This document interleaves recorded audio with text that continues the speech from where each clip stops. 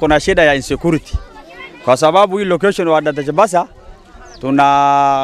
tunapakana na Wajir County. Na sisi tuko na wanyama na wenzetu wa jirani nayo wako na mfugo ambaye ni ngamia. Kila wakati tunashirikiana, tunaingiana. Wanyama wakiingia kuna influx mingi kwa sababu hii rafiki yetu hii wa Somali wanaleta wanyama mingi sana. Kila siku ni vita. So tunaomba ofisi wetu watusaidie na upande wa security. Kuna hii issue ya insecurity na hiyo ni very sensitive.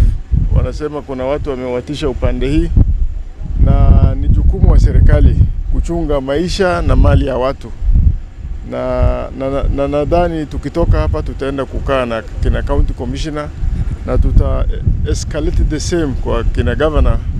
Wale watu ya siasa wajue vile watatatua hiyo mambo, lakini tumeambia watu yetu hata kama nyinyi mnatishwa, watu wakirusha vitu wanarusha, wasirushe, wasiwajibu, wakae na amani, kwa sababu tukirudi tutaambia viongozi wetu watatue hiyo maneno.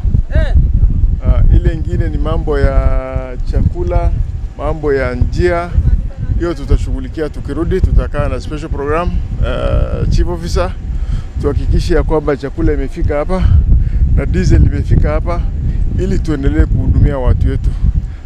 Nadhani kwa hayo machache nataka kushukuru wakaji wa hapa kwa sababu hii area insecurity, lakini ukiangalia hao wamechukua jukumu ya kuja upande kulisha mali yao. Lazima tusimame na hawa.